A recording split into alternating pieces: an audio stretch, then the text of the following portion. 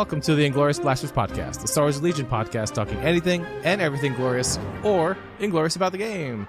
My name is Koray, and with me today are two scaredy sarks I call friends, John and Brendan. How's it going, my dudes? It's going great. How are you doing? Brendan looks very scared. I usually do. I mean, that's why I don't leave the house as much as I can.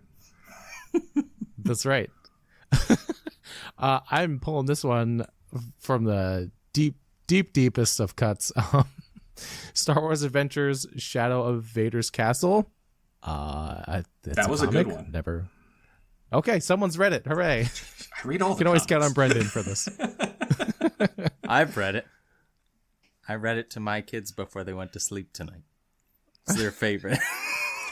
They're gonna have nightmares for weeks.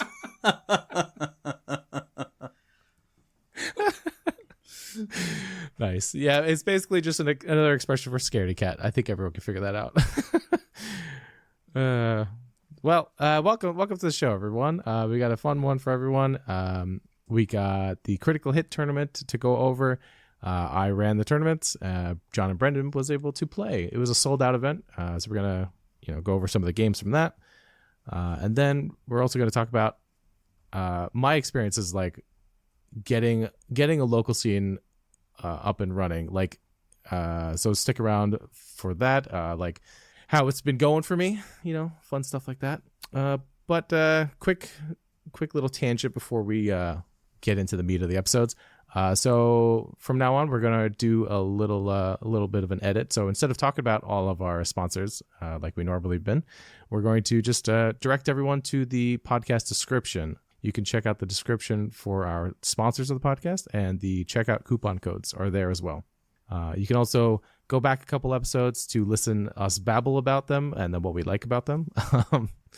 That's usually a good way to get any info on what the sponsor is about.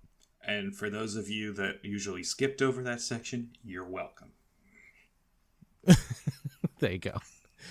All right. So with that out of the way, we got some quick upcoming tournaments to hype up, right? So we got the Games Keep tournament in, is it Westchester?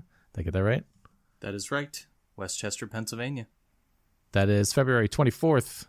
John, I think you know more about it. Is there a game up link to sign up for, or do you have to sign up or pre-register on something? There's a game up link. We actually have 9 of 16 spots filled. But yeah, February 24th, Westchester, Pennsylvania, 3 rounds of Legion. No Worlds invite on the line. So yeah, should be a good, fun time. And I think we're going to start a little bit later. 1 o'clock is first round. But yeah, should be a good time. Nice. And then we got, if you've been living under a rock, Worlds is March 22nd. That is rapidly approaching. I'm sweating. I'm pretty much locked into my list. I think I know what I'm bringing. Ooh, but I know what I'm bringing. Yeah, a good spirit. Nothing, because I'm not going. Close. That's close. John, are you locked in? Do you know? Other than a couple different heavy weapons, I go back and forth between a DC-15 and a Z6, but other than that, I am locked in. Gotcha. I think DC-15 is a good choice. That's just my opinion. It is. It is a matter of being $7.99 versus $800. Gotcha. Definitely something to think about, right? Decisions. Yep.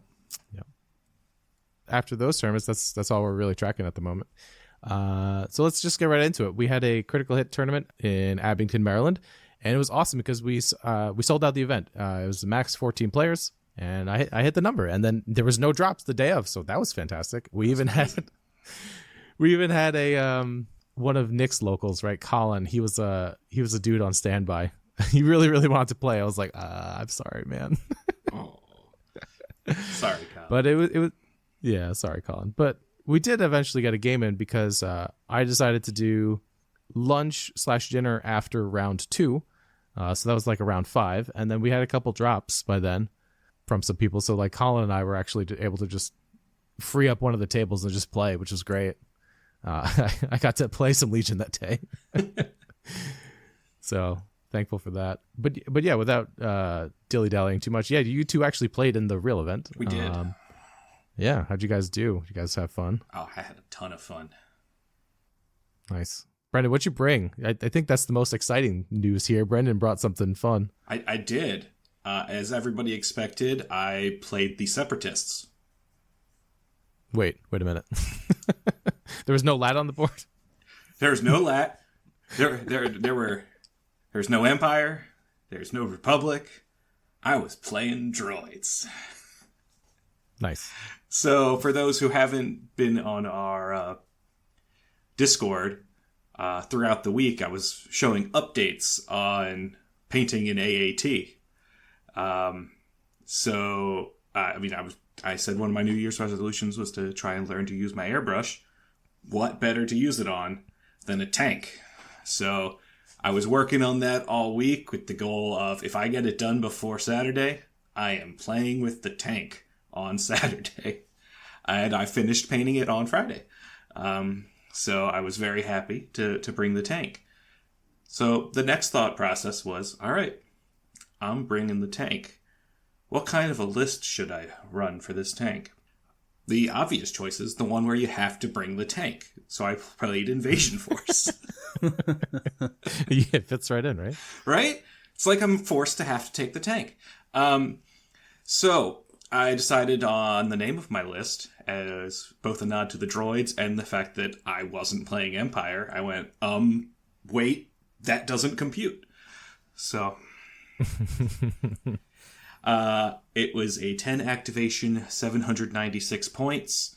I ran the T series with improvised orders in the comms relay, 4 B1s with E5Ss, so that's the critical gun, 2 B1s with the PK series worker droid, 2 Magna Guards with rocket launchers, and the tank with the series droid pilot linked targeting array and high energy shells.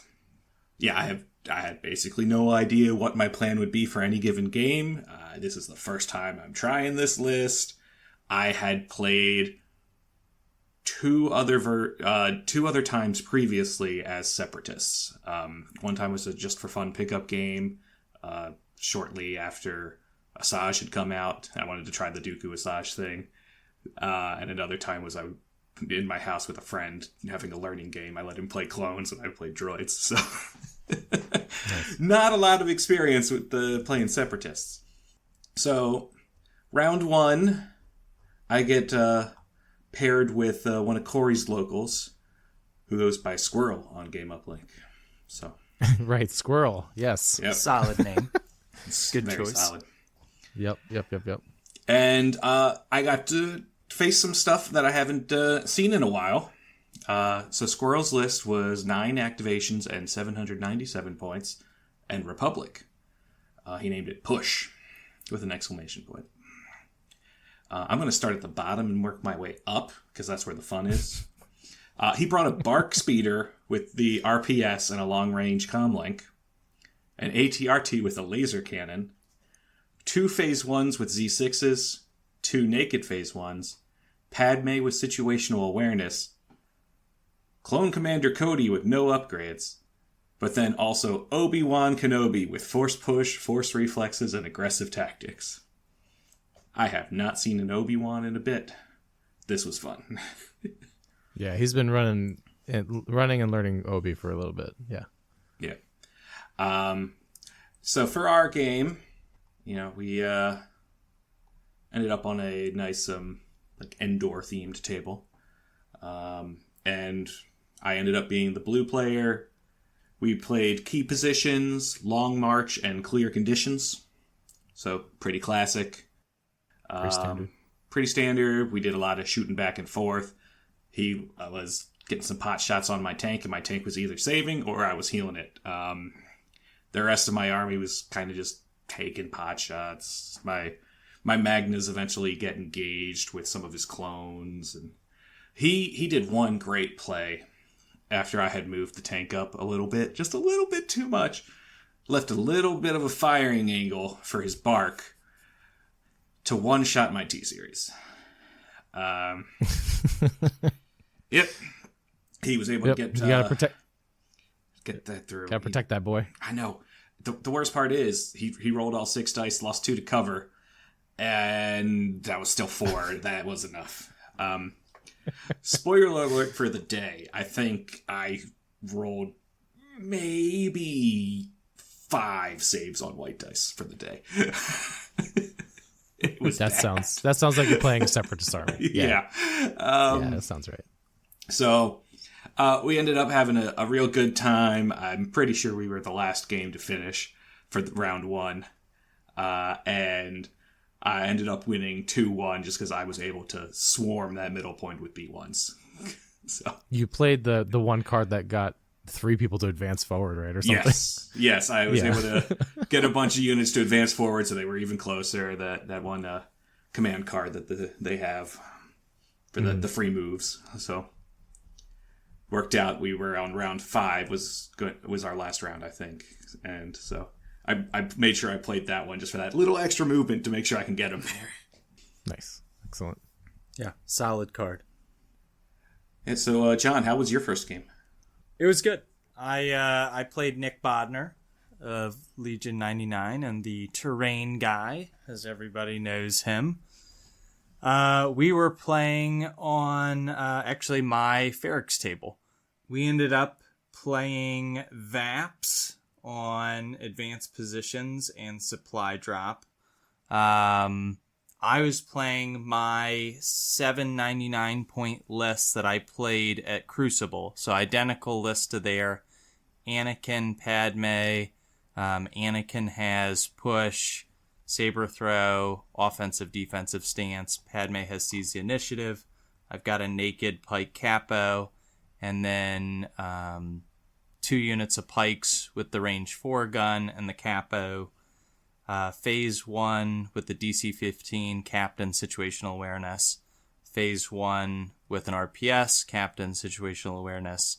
Phase 1 with Boyle, and then Echo Strike Team. So just a dodge castling menace with 4 core with Situational Awareness and tons of dodges to share around, as well as Boyle to peel off extra hits that come through. So you can kind of push all of those over to him, as well as dodge away any crits. So a very frustrating list to play against. Nick was playing a 10x Separatist list. He was playing Poggle with the T-Series, and then 3 Geonosians. 2 had the Force Pike, 1 had the Sonic Cannon. He had 4 B2s, so 7 core total. 2 at the HA, 2 at the ACM, and then 2 of those squads had the repair droids, and then 1 Magna squad with an RPS. So he was 800 points. He was red player to my blue, and this is the sole reason why I've been looking for that extra point and thinking about a Z6 over the DC-15 as much as I hate the Z6. It was specifically to be at 800 points, and to do it you have to put recon intel on like the RPS so that you're actually at 800 even, otherwise you're at 797. But in either regard, it's to avoid the situation where with my list I am gonna lose the tiebreak against an 800 point list, because we ended up playing VAPs, which is not what I'm looking to do with a list that is not overly mobile. So VAPs ended up in the 3rd slot. So with him being red player, he forced me into VAPs. And the only saving grace was I was able to get the deployment to advanced positions. So I knew that if I could basically play Padme's secret mission card, I could potentially score secret mission and win it 5-4 versus having the situation where he's going to tap his VAPs and then just run to the corner, and it's almost like an insta loss because I'm going to have to just basically run across the board and hope that I can eliminate an activation to win on victory points without losing any of my acts in the process. So pretty much what happened was I moved for 4 turns to the center of the board. There was a building where I was kind of setting everything up to make sure that Padme could double move on turn 6, because we were playing pretty fast because we weren't really interacting with each other. basically setting up a situation where Padme could double move on turn 6 over into Nick's deployment zone, and he couldn't double move and run away completely, because if he did, then Padme would have an easy, touchdown for the win on turn 6. So what he was basically planning on doing is getting ready to set up on the final turn to just stand by there. So if she was going to run in to score the touchdown, she was going to have to run into a hail of gunfire and probably just get completely decimated in the process. He was also a really good sport. He was like, I'm not just going to sit here for 6 turns. I'm going to try to make something happen, which I appreciate, because otherwise we were going to spend 6 turns setting up this final play, which was going to basically be, can Padme survive the standby wall that he was going to set up on turn 6, and then can she run into it? But my ultimate game plan, should what happens next not have happened, was I was going to double move everything turn 5, and then for every standby he took, I was going to shoot it off with one of my units. So he takes a standby, I shoot it off with my unit. He takes another standby, I shoot it off with the next unit. He takes another standby, shoot it off with the next unit. So by the time Padme actually runs in, he has maybe 1 or 2 standbys, and then she has all the shareable dodges from Anakin. So at most, she'll have a dodge from Anakin's defend 1, 2 dodges from his defensive stance, and then I was going to play aggressive negotiations, giving Anakin a dodge and her a dodge. So she'd have 5 dodges on the touchdown run, and then hopefully pick off as many standbys as possible. So that was the play that was going to result in nobody interacting for 6 turns, basically, and then hoping Padme scores. But Nick was basically not going to go for that. He's like, this is going to be extremely boring, which I agree. So he tried to last first me with some Geonosians. And the Geonosians did like a triple move or double move jump, because the free jump took a shot on, I can't even remember what at this point. And they were going to take that shoot as their last move and then play a 1 pip and then basically fly back over the building to try to just deal some form of damage. And I played Anakin's 1 pip, and then I had picked up, we were playing supply drop. I had picked up one of the, I forget the name of the card where you get the free order, so I didn't have to pop Padme's C's. Hollow projector. I had picked up a hollow projector on Echo. Echo threw that onto the DC-15 squad that had just kind of squeaked out enough to be able to see the whole Geonosian squad. So then Anakin played a 1 pip as well. I won the roll-off, and then Anakin moved out with the Relentless, did a fire support saber throw, one-shotted the Geonosian squad, and then moved back. So he did a peekaboo, took out all 6 Geonosians, which was an 81-point squad because it had the Sonic Blaster and the extra guy. Then moved back. Expensive squad. And then my entire army just double moved back for the rest of the game. And then he couldn't catch me. So it kind of flip-flop. And then Padme didn't have to run out, score secret mission. And then he started running after me. One of his B2 squads came out in the open. I took out that B2 squad. And then at that point, it was like, well, now I'm down 2 acts and like 150 points. And you're fully healthy. We're going into turn 5. And with the clone castle of this list, if you've ever played against it, it's like near impossible to take out 1 unit, let alone 2. Especially once you hit like turn 5 and I'm that far away and just running. So it's very frustrating to play against, to say the least. So he conceded at that point, but I give him credit that he was like, I'm not going to just sit here the whole game. I'm going to try to make something happen with these Geonosians, versus waiting all the way to turn 6 to see how this Padme sprint into my deployment zone situation works out, which would have been interesting to see. But either way, an interesting game that kind of came down to that one single play, as sometimes it does with an Anakin fire support. But Nick's always fun to play against. So that was a win based on concession, but it was a tie 4-4 as far as the victory points go from the VAPs. So yeah, that was my round 1. There you go. Very nice. Thanks, sir. I think Nick could have used the Geonosian to tie up Padme turn 6. Did you make your plan apparent? Like, did he know that you were going to do that? I mean, yes, it was pretty odd. Yeah, that's true. Yeah, because he could triple move. Like, yep, and tie her up. My other thought was all I needed him to do was expose one unit. So like pull one unit out to take that standby, and then everybody could also just start shooting that one unit. Because all I had to do is kill one thing, and then I could just start running. So that was the other plan of like, how can I just kill one unit and get the victory points, because I'm not unkillable, but super tanky. So how could I either 1, score Padme, or 2, kill something? It doesn't matter what it is, just something without losing something in the process. So I figured there was one of those things could have happened. It's just a matter of what's it going to be. That's the greatest thing I think about. Like, I never score Padme's secret mission, but just the threat of her being able to it forces in those tie situations. That's when I play it. Like on Hostage or Vaps, I will play it just to threaten the possibility. And instead of your opponent just basically being like, oh, it's tied, I just run away. They can't fully run away, because if they did, then it's like, oh, you're just going to run in the back corner. Well, then I just, boop, here I am. And then she's the tiebreaker.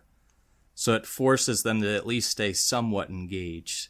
So that's the nice thing about that 3-pip. Nice. But I would rather have 800 points and not have to worry about that as much. Fair. I would rather have a RPS, a DC 15, and find that one extra point, but there's no 1 point upgrades. But I'd rather just be 800 points and not have to have a Z6. Yep, very true. Brendan, how'd your game 2 go? So game 2 was a lot of fun. It was a crazy game. And it was against John. Oh, a little team kill action going on. Yeah, Koray did not fudge it to make us not play. I did not fudge it. You guys haven't played in a while. You guys always seem to play each other at my tournaments too, which is funny. That is true. That is true. You two always play against each other, and then Chris and Daryl always play against each other round 1 at my tournaments. They were saying that too when we were talking. They're like, "Do you think we'll get paired? We always get paired." And then they got paired, and I was like, "Okay, well, they were talking about that." So, anyways, go ahead. Go on. We played. I was blue and John was red. So we were using my deck. And John, you'll have to explain what happened here, but we ended up on Sabotage the Moisture Evaporators, Rollout, and Rapid Reinforcements. Yeah. So John saw red as red player. Truth be told, I did not look at a single one of those cards. I always look at the mission cards first. Or objective cards. I always look at the objective cards first. And all I saw was Vaps in the 3rd slot, and I did not look at any other cards. And it was just like, ha ha! We're playing Vaps, and I'm red player. And the board side I chose was there was 2 really good line of sight blockers, and I was like, just gonna tap. It's like, this is in the bag. Yeah, I'm just gonna tap these Vaps, hide behind this building. Good luck. Thank you for the easy win. And so we went through the ban phase, and then Brendan was like, "Okay, we're playing Rapid Reinforcements," and I was like, "What?" And he had 2 squads of Magna Guards, and I was like, "Well, I've never seen this card in my life." That changes quite a bit of what my strategy is. The worst thing is, Rapid was the first slot in the conditions. That's, oh my god. I didn't even have to ban anything to get to I it. might have even passed on the. No, you double banned. I passed, and then John banned, and then I think I remember. I blacked out. All I knew is I was playing. I think I banned something to get to roll out, but that was about it. Right. Okay. Insanity. Anyways, there's a lot of mistakes I made in this game. Spoiler. But it all started there. It all started there is an understatement.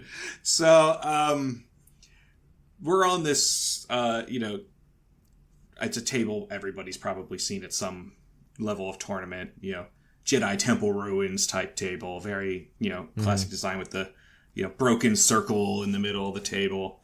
And so, we're each deployed on our side. Most of my army's either hiding behind terrain or the tank. But I put both my Magna Guards in for rapid reinforcements.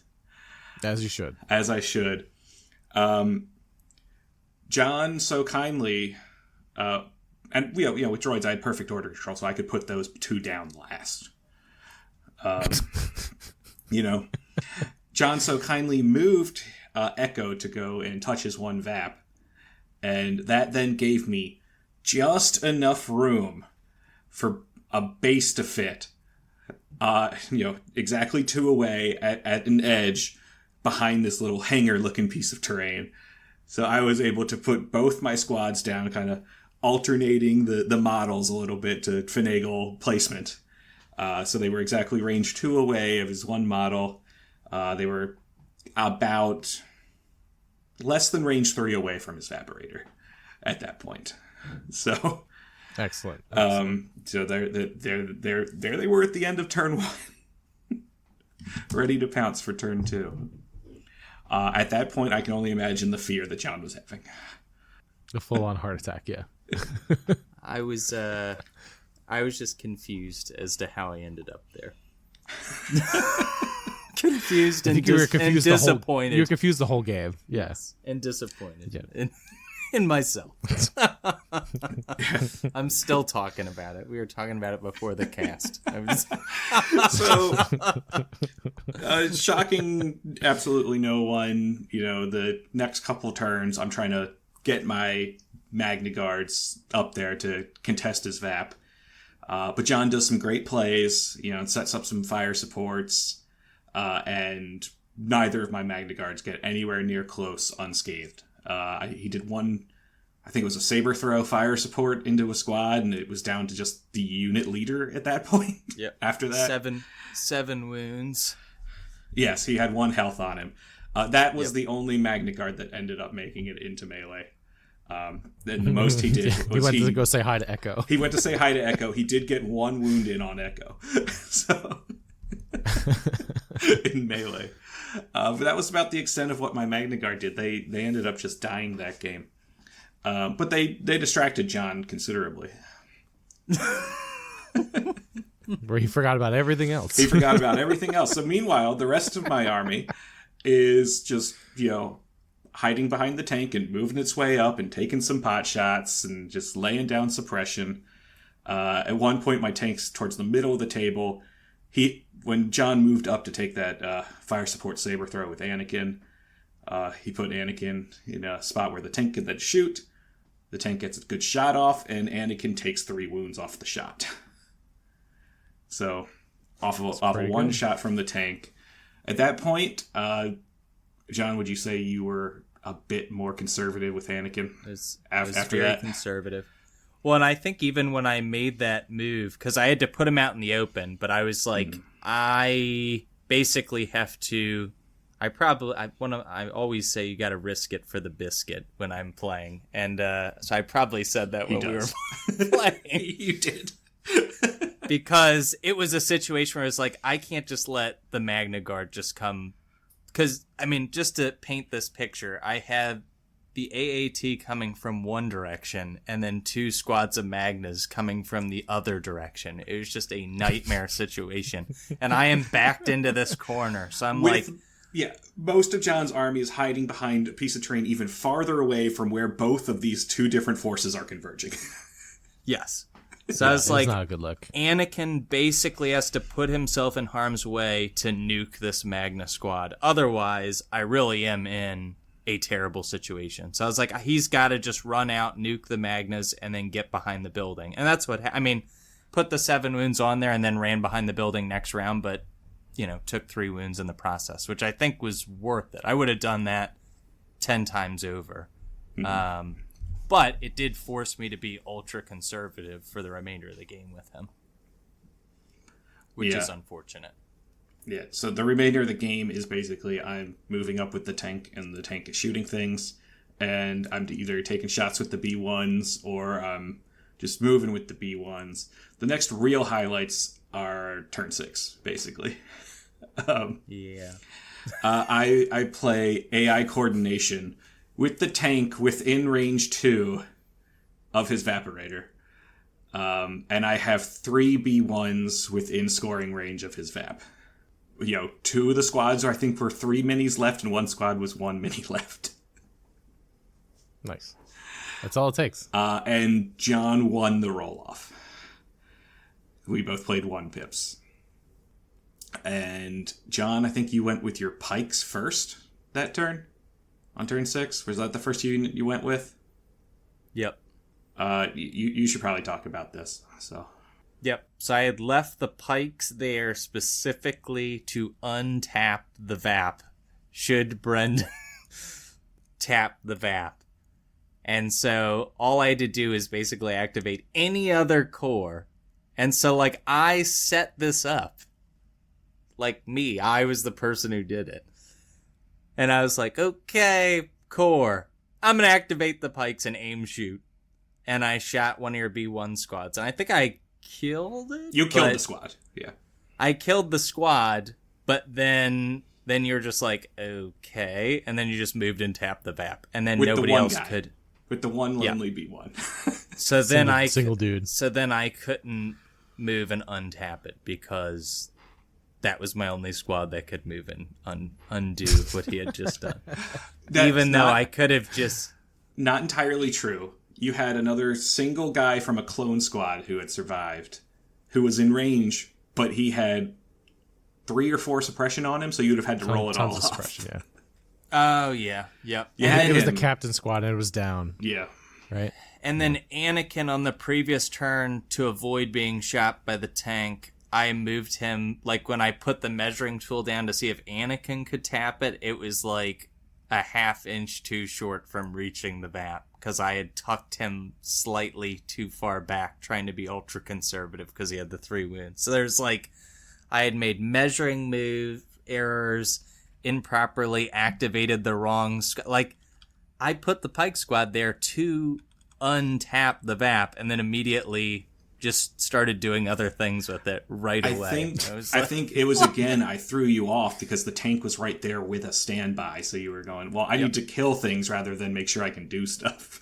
So the goal, what I was setting up before the standby was happening was he had the 3 squads, and I was like, all right, this is very simple. Anakin jumps out, Saber throws the single guy, it's now dead, engages one of the B1 squads, it is now engaged with me, so can't reach the Vap, and then I force push the 3rd squad back, speed 1, and now it can't move tap, it's too far back. It'd have to double move, thereby it wouldn't have the action economy to move tap. It'd have to have 3 actions, a double move tap. And then, boom, regardless of what happens to Anakin, because I was up on kill points, it's still tied 4-4, I went on kill points. But instead, I just sat there and was just like, well, I guess I'll go with the pikes. Even though it's just... Yeah, but eventually, after you made that realization, I went, all right, cool, I think I got this. But then we realized that single clone from your squad could still potentially do it for you. So I kept hesitating to use the standby on my tank as you kept doing other things. Until I made the realization, you'd already gone with Anakin, you'd already saber-thrown the tank, and you'd already force-pushed some B1s that I hadn't activated yet into melee with him, so they couldn't tap the Vap again. And then I realized, wait, they're within withdrawal range for me to then just surround the Vap, and your guy can't even touch it, even if he rolls off the suppression. So that's what I ended up doing, and we called it at that point, and I never got to actually use the standby or go with the tank turn 6. I was sad. Yeah. Nice. So there was a lot of outs for me that I yeah did not. Yeah. Well, and at one point you're like, I'm just going to charge up at your VAP with all these B1s. And in my mind, I was just like, I don't care. Like, I'm...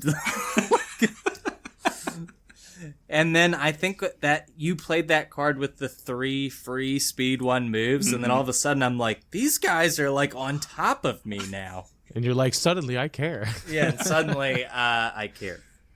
And then suddenly I just saw my victory slip through my fingers after I had nuked 2 Magna Guard, and I was thinking, like, thought you were going to sneak up on me. Yeah, the B1 horde got you because you were too distracted with everything else. It did, because ultimately all I lost was Echo. Yep, that's all I killed. It is an objective-based game. I have to tell myself at the end of every one of these losses, like, it does not matter how much you kill. It is an objective-based game. Well, when we talk about tournament results, I want to get back to that statement, so I'm going to try and remember. I'm going to try and remember that. Yeah, I have something to say when we get to the end of this, too, about great. Objective-based game. Anything... quote-unquote objective-based game. Yeah. Anyways, so that was a little friendly team kill. John, objective, gotta think about it first. Brendan is my kryptonite. Brendan, great job. bringing glory to the Separatists. I have figured it out because I have more losses to Brendan than anybody else in tournaments. I have now realized because I was gonna say, wait a minute, you're not including me in this, but in tournaments. Tournaments, yes, in tournaments. Yeah. Got it. Well, I think it's just revenge because you were my, first game ever, John. At that first ACO. So, ACO 2019? 2020. No, 21. It was 21. Yeah. Because 2020 was right. 2021. a non-existent I think what it is Brendan plays a somewhat unconventional style. Somewhat? I'm trying to... And it throws me off significantly. Like, with just, like, the... like he does wacky stuff. Like, the Vader lat thing. You guys and can just like, say I'm crazy. It's fine. Dropping the Magna Guards behind... Like, none of that... It just, like, my brain does not work like that. Like, I need to very much, like, we're gonna come at each other. I'm gonna, like... I want to pick you apart from afar, force you into an uncomfortable situation, nuke you with Anakin. So, like, when all of a sudden things are, like, on top of me and it's just chaos, like...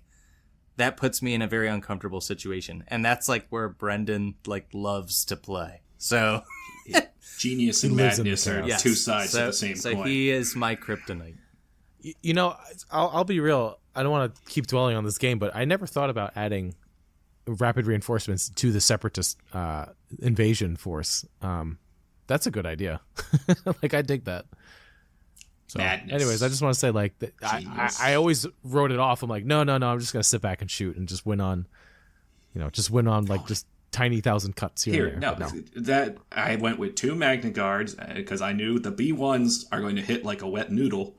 So I went, if I can do anything to get the Magna Guards into melee sooner, we'll put rapid reinforcements in there. That's my problem. I always run 1 with the tank, not 2. So there you go. I really like that list. Yeah, I agree. The rapid reinforcements adds like a whole new element to it. Yeah. Well, let's go to the third and final game. Round 3. My shortest game and my craziest game. Crazier than the game against John. So, you can check out pictures maybe on our Instagram. I will be putting pictures of definitely John's game and the deployment for my third game. So I end up playing against Scott, and Scott brought Wookiees. So there was a green man there. There was a green man there. So for those of you keeping score, round 1 I fought Obi-Wan, round 2 Anakin, and round 3 I got Yoda. Yay, Republic. This is now 2 tournaments in a row where all I fight is one faction. Which is surprising because my tournament had a good diverse layout of like stuff. There was every faction except for Shadow Collective showed up. Yeah. So, anyways. There we are. So Scott ran a list he called Good Relations with the Wookiees I Have. 790, 8 activations, Yoda, Chewie, 5 Wookiees, and the Fluttercraft. one Fluttercraft with the gunner. And so we're using his deck, and I fully admit, going into this game, I knew I was going to lose. There was no way I was going to win, especially with the flop. And so I got the best option I could. We ended up playing Bombing Run, Danger Close, and War Weary. And when I talk about the strangest deployment ever, I will be definitely putting this on Instagram so people can see this. We played in one corner of the board. Literally one corner. So we played half a skirmish game. Yeah, so Danger Close, the two sections get real close to each other. Yeah. I'm in my back corner and he's deployed in his front area. We're playing on the John's Ferrex table. I have my tank right up front in my deployment zone and everything behind it or the building next to it, so he couldn't see anything other than my tank. He puts all of his stuff at the building right there, right across. So we're starting very close to each other. He, scouted up a bunch of his Wookiees. They all had recon intel, but the only things he didn't end up scouting were the things that were his bomb carriers. Right. So his Wookiees are already starting closer than the range 3 gap there.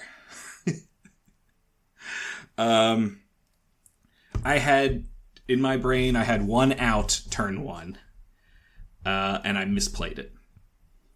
I went with a 1 pip to make sure I could go first. And what I should have done is move the tank forward and then shoot. But what I did do was take an aim, so I'd have 2 aims, and then I shot. He had played the Chewbacca backpack card. So so Chewie had the real good Guardian going on for that turn. What I should have done is moved up and shot Yoda. Instead, all I did was aim and shoot Yoda. So Yoda got some cover, and then he got protected. He got Guardianed, and I ended up doing 1 wound to Yoda, and nothing to Chewbacca. No, I did 2 to Chewbacca on that shot. So, Not really what you want to see. No, not at the start there. And then things just go from bad to worse from there.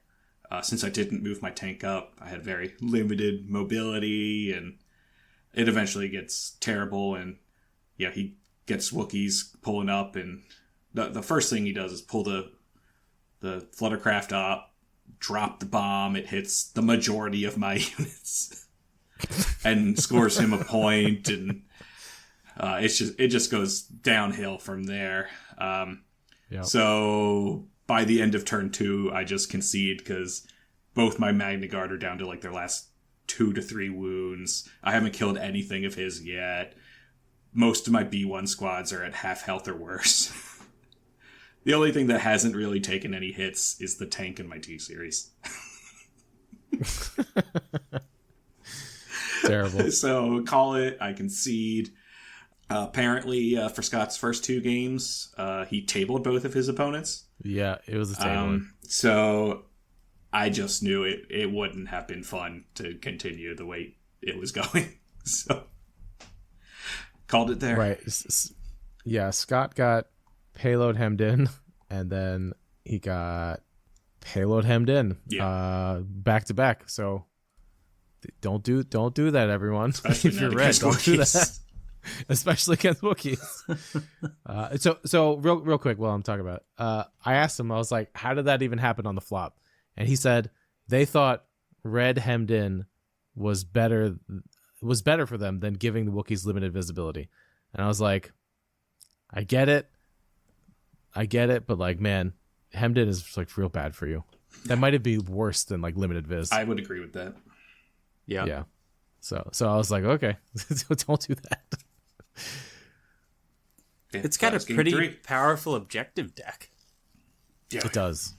Yeah. Yeah, so I ended the day at 2-1 in a very surprised 2-1 because I was telling everybody who would listen going in, I was going 0-3. So, woo. Woo. Heck yeah. Good job, man. Good job, Brendan.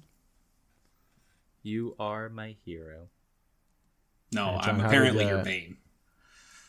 And that too. That's right. That's right. How'd your last game go, John? It went good. I played Raymond, who is Hard Luck 215 on Game Uplink. He was playing a 800-point Separatist list, which now that I'm thinking about it, this might be the only tournament I've ever been to where all three of my opponents were Separatist players. Which reminds me of how much I dislike AATs. Because he was playing an AAT. An AAT, yeah. Back-to-back AATs. Which he did not have any PK droids, which I think that is really what pushes them over the top, honestly. Like when they go from 9 hit points to 13 when you run 2 of them, which seems to be the magic number. But yeah, so he had an AAT Grievous, spider droid with a laser cannon, 2 droidicas, and 4 B1s, 2 with Eve. The C and the S. The C and the S. I actually had my notes down, and I was like, what does this say? I put 5S and 5C, and I was like, I don't think that's what they're called. But maybe it was a shorthand for... Basically, the way it is like the C is the range 3, which is the carbine. I know one is like sniper. 3 black at range 3 and one is the red white with critical 1, but I don't know what they're called. Half the time I don't know what the guns are called. I know what they do, but I don't know There are so many times where I go up to my opponent, I'm like, all right, so this guy's got the range 2 to 3 gun. It's got blast. Right, exactly. I have no idea what the gun is actually called. I just have my terminology for it. But anyway, I digress. So he was 800 points. I was 799. So I was blue player with my 1-point bid twice. So we ended up playing key positions on Long March with supply drop. And it was a pain in the butt with the AAT and the spider and the droidicas suppressing the crap out of my phase 1s and much more annoying than I thought it was going to be. Especially because I can't use my dodges with the AAT. So I feel like the AAT and the spider were just ganging up on my phase 1s and they couldn't spend dodges when the AAT shot. And then at one point I had 7 suppression on one phase 1 and then the other one had 6 and it was just extremely annoying. I had some crazy rolls where I stripped at 1.5 suppression off 1 out of the 7. That's disgusting. Yeah. I was like, Daryl was there. I was like, Daryl, come to look at this. We also, I didn't mention this, but we chose to start our round early. So a lot of these details are a little fuzzy because I should have just eaten. But I was like, oh, we should get this thing going. And he's like, yeah, man, I'm ready to play if you're ready to play. So shout out to Chris and Daryl because Chris actually gave me a brownie and Daryl gave me a granola bar. So I did not actually have to go get food. I just bummed some food off of those two guys. So I was surviving off of a brownie and a granola bar. Well, but before we move on from a shout out to Daryl, I want to give another shout out to Daryl for bringing C-3PO in a Republic list with R2-D2. He does like using that for Anakin tokens. He does. So yes, yeah, that he does. That's pretty good. So anyway, it was KP. So as you know, it's going to come down to a fight over the center. I lost more models than I can remember since I played Brendan in packs of what would have been 2021 when Vader shredded this was a close battle. Yeah, when I just destroyed your army. Yeah. Yes. Good times. So I will skip to the end where I will walk you through the game winner, where 4 models held down the KP from a horde of B1s. 4 unit leaders, or? So it was Anakin, Padme, a single Pike unit leader, and a single clone captain. Which I think were 4 of my... What did I have? I had a Pike Capo that was left, Boyle that was left, just Boyle. Just Pike Capo. Just Echo himself with 1 wound. I think I had 7 total models by the end of the game, but only had lost. I'm trying to think of what I had lost. I lost 1 Pike squad, one of the Phase 1 squads. All these squads are so expensive, so that'd be 86, 89, and I had to have lost something else. So I had 6 squads. 1 squad must have had 2 guys. So I had 7 models left. So however that shook down. But anyway, so I had Padme was on the center, a single Pike was on the center, a single clone trooper is on the center, and he had a dwarf spider on the center and 3 fully healthy B1 squads. The moral of the story is I need to shoot B1s because I just ignore them and then I lose because of it. Seems to be the story with my fight against the droid armies. But anyway, so he had 4 units on the center. I had 3 units on the center. And then he moved his AAT up to block my Anakin from being able to move in and touch the center. But his AAT only had 3 wounds remaining because Anakin had jumped up the last turn to saber throw him, and I had kind of picked it down a little bit, like over the course of the game, and it had taken like maybe 3 or 4 damage along the way. So he got saber throw the previous turn, took him down a couple more. I think he had 3 remaining. So the last move I made, or second to last, third to last, somewhere in there, Anakin jumped off the building, based the AAT, hit him with all 5, went 5 for 5, so the impact 3, pierce 3. So like 2 were crits, 3 of the hits converted, so it was 5, pierce 3.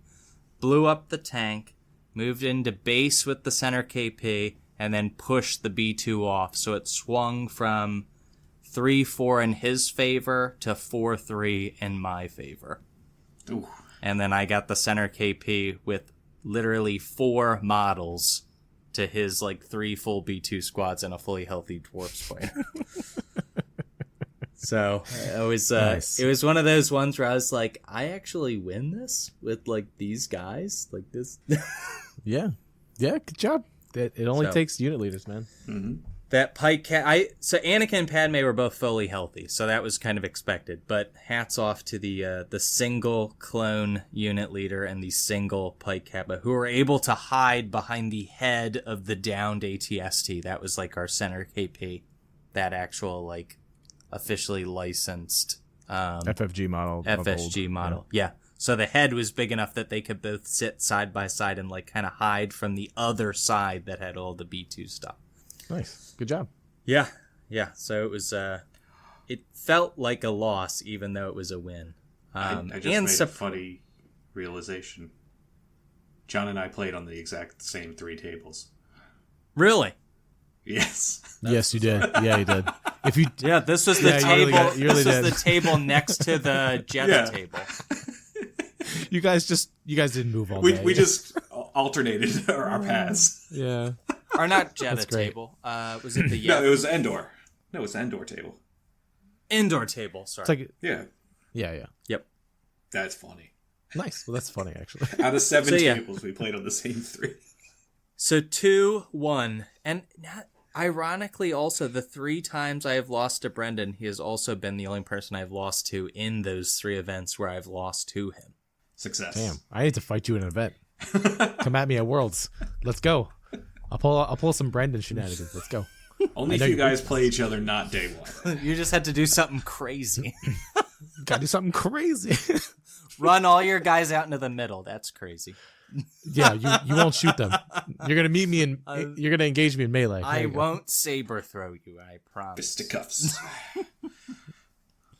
That's a guarantee. Everyone heard it. Gentlemanly agreement that you guys just run your armies at each other and punch. I didn't even mention Grievous. Grievous came out and tried to do his whirly bird attack thing on me, and he got saber thrown. What did I say? Saber throwed. He got saber thrown via Anakin fire support. My favorite.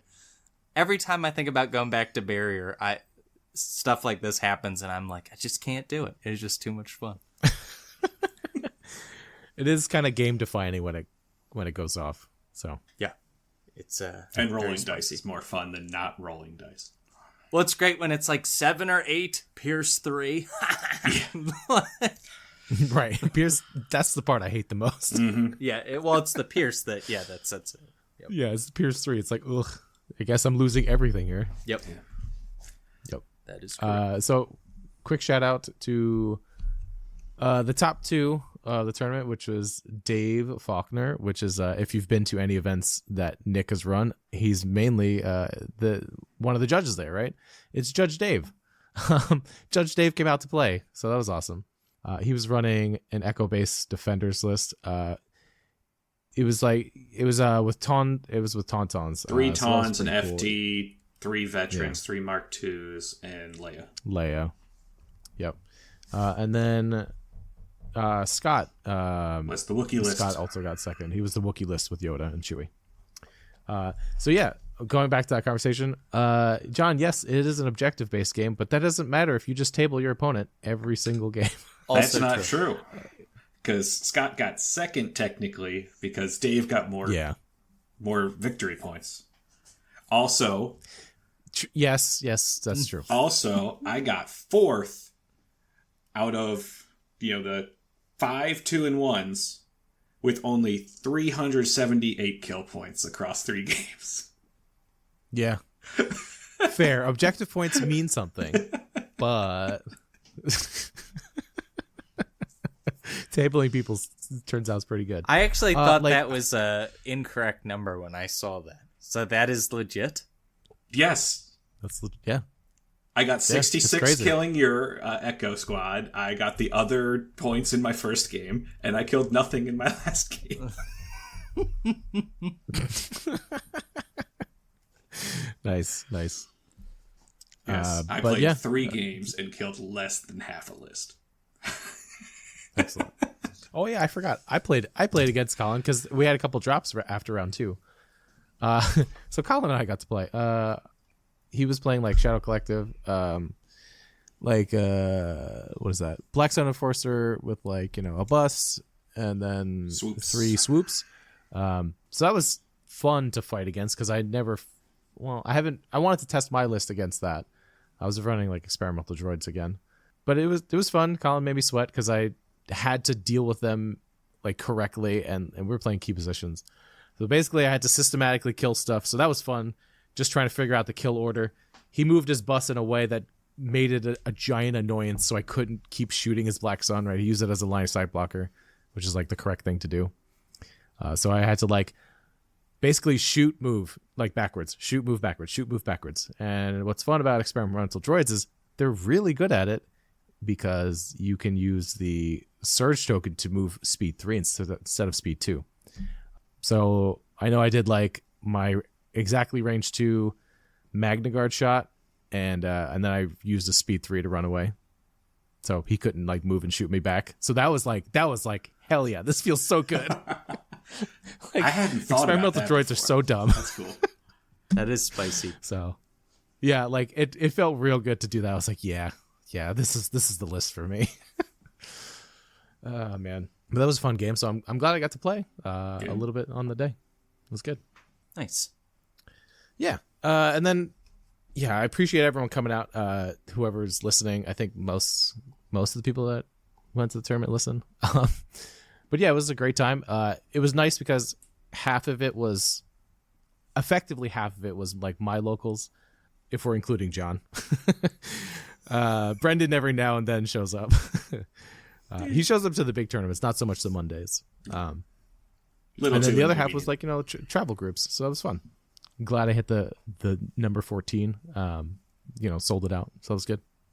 All right, what do you guys say we talk about how to run a local scene, or do you want to save that for next time? Well, we said we're doing it. We're doing it. Let's do it. Yeah. So we've been meeting at Critical Hit for the past 4 Mondays in a row, I believe.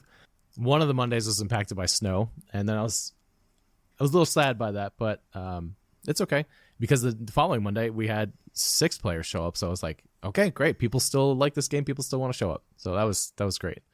I got to play a couple games there. I got to test out some Geonotions. I have no idea how to run them.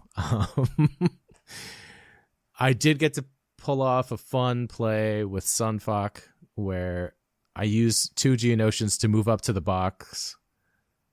Or Sunfac? Is it Sunfac? I don't know the Sunfac. official I think it's pronunciation. I think it's Sunfac. I'm just going, wait, you're running Sunfac? Yeah, I think he's decent. But yeah. So we were playing Recover the Supplies against like a Anakin 501st with starring Rex. Hey. So that was nutty. Who? Right? Like, who was this guy? And I almost forgot. I was like, oh my God, you have Scouting Party? Oh my God, Scouting Party works on Anakin? Yeah. Yeah, I was like, uh-oh. I was like, I did not account for this. I have thought of doing that, Rex and a Jedi just for the Scouting Party. Yeah. Yeah, he definitely threw me for a loop. I was like, oh, you're not sitting back. You're coming right at me. Okay. But yeah, basically, I did Sunfax 1 pip where you can get a free jump, and then I was on top of the middle box, and then I grabbed it, and then I moved backwards. And then it was all about a game of me trying to live. I did not live. I tried, but no, it didn't live. So I have no idea how to run them yet. I only put together 3. So I ran with 3 and then 4 B2s and a Magna Guard and then Poggle. And I mean, like, I didn't get a crazy fire support with Poggle, but like, because I basically grabbed the box and was just playing like, okay, let's run and let's go away. Let's, just try and execute the objective game plan. Didn't work out so well. So that was fun. That was like probably my most fun game to like learn with like some of the locals there. All right, so let's talk about like how to run like a local scene, stuff like that. Like, what does that entail? A lot of that entails playing new players. New players meaning they're not the greatest at like all the rules and stuff like that. So you got to teach them the ins and outs, and then like some strategy points of view. So it's a lot of that, and I don't mind doing that. I love doing that. A lot of my games ended up being teaching games, which I'm all for, because next time people invade my home store, maybe my locals will be ready. That's the spirit.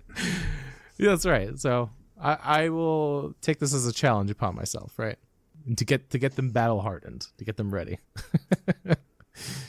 A lot of it's being the face of the game, so doing stuff I hate, which is posting to the game store's like Facebook page, being sociable. I don't mind doing that in person, but social media is like not my strongest suit. But basically, yeah. That's why I've been. So after each, exactly. Yeah. Just for the added inspiration. So, yeah, Brendan's been trolling me about posting lats. So finally, I think it was the fourth meetup. I was like, Daryl, just please bring your lat so I could shut Brendan up. That was funny. But yeah, a lot of it involves like, posting to the game store's either website or social media. So they use Facebook a lot. Like that games are actively being played for Legion, right? So I post every night that we're, before I go, I'm like, hey, who's going? And then I post that night, like, hey, these are the games that were played. I post a bunch of pictures and like maybe a fun interaction or two, stuff like that. And then it generates like a decent amount of clicks within that group, right? Like there's a good amount of people on that Facebook group, so that's good. And then it also involves like stopping in the middle of your game if you're playing either on a local night or during a tournament. Passerbys, like they pass by and go, "Whoa, what is this?" This is that a clone trooper? like why? Yes, it is. And then that's how you get them in the door, right? So getting those passerbys involved, if possible, like being as friendly as possible and saying like just stopping what you're doing. Your game suddenly doesn't matter anymore. And then like you're just trying to introduce them into this like crazy new world that they've never seen before. So that was cool. Like we had a father and son duo come in during the tournament. I don't know if you guys knew this, but the son goes like up to every table and he's like, "That's Geonosis. That's Ferrix." I caught that. Dad, I'm pretty sure that's Endor. Yeah, and I was like, yes. See, that's the cool stuff, right? Like when you look at Legion, like some of the great tables, you know what planet it is. You know what's going on. You see droids on the battlefield. You see clones. You see like Empire, like all that fun stuff. I hope you had a good interaction with that kid and the dad. Yeah. And the dad. The dad was asking me a bunch of questions. So I mean, I wasn't playing at the time, so I had all the time in the world to just chit chat with him. Note to self, I he threw me for a loop. He's like, "Do you have a card by any chance?" I was like, I don't have a card. I was like thinking, we run a damn podcast and we don't have a card. That's not a terrible idea. Right. And I was like, I should, but I don't. I was like, but the best I told him was like, hey man, we meet here every Monday. If you want to learn more, if you can show up on Monday, we're here. You can ask some of the store members. And I was like, if you have time today, I could point you at what products are the best to like get started with if you want to play. So I gave him like the briefest of demos because he was just showing up for a little bit. But yeah, I think advice: have a card. Because I asked him, I was like, do you have a Facebook page or do you have Discord? He's an older gentleman. And he's like, no, I just got rid of my Facebook. And I was like, I respect that. It's a good choice.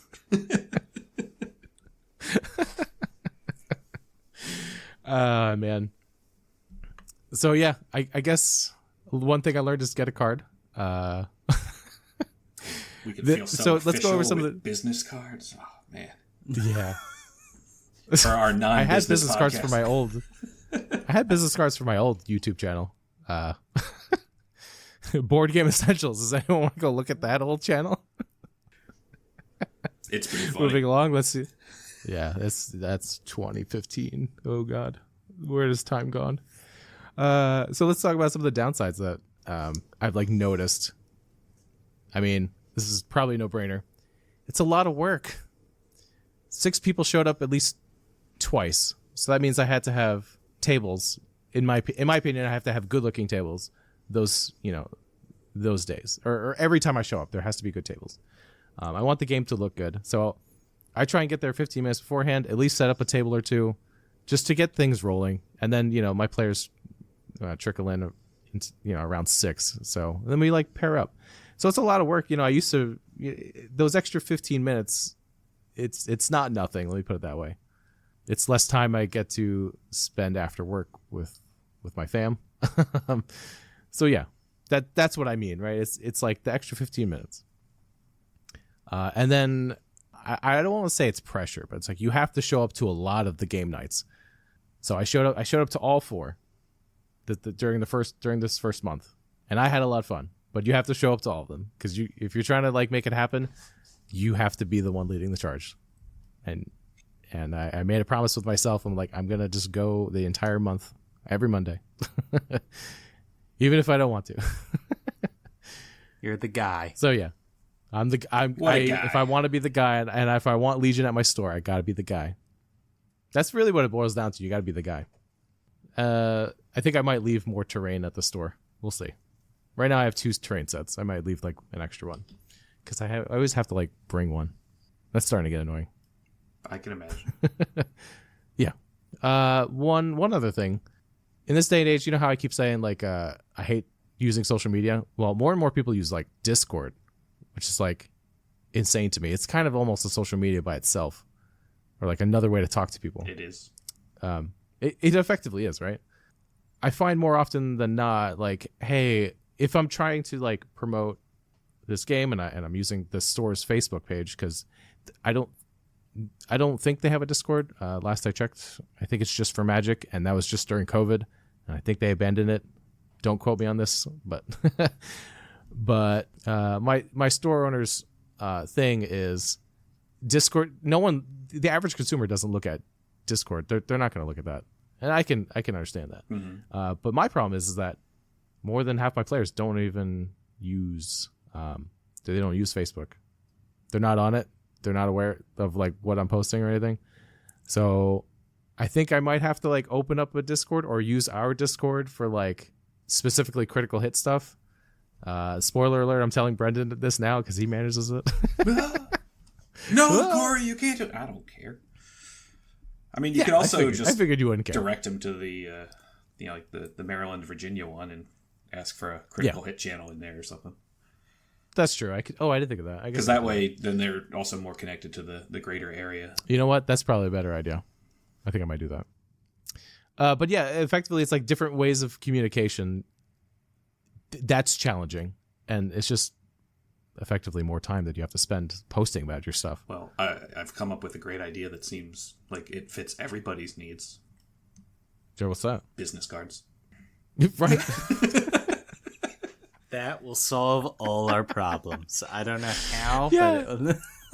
but Put down all the social medias, put down email. You know, if you really feel like having people contact you, your phone number. Yeah, I didn't want to give the dude my phone No, number. I I mean, like, yeah, I was like, not even my email. I was like, no, it's okay, man. Couldn't have given the not gonna- podcast email. I could have.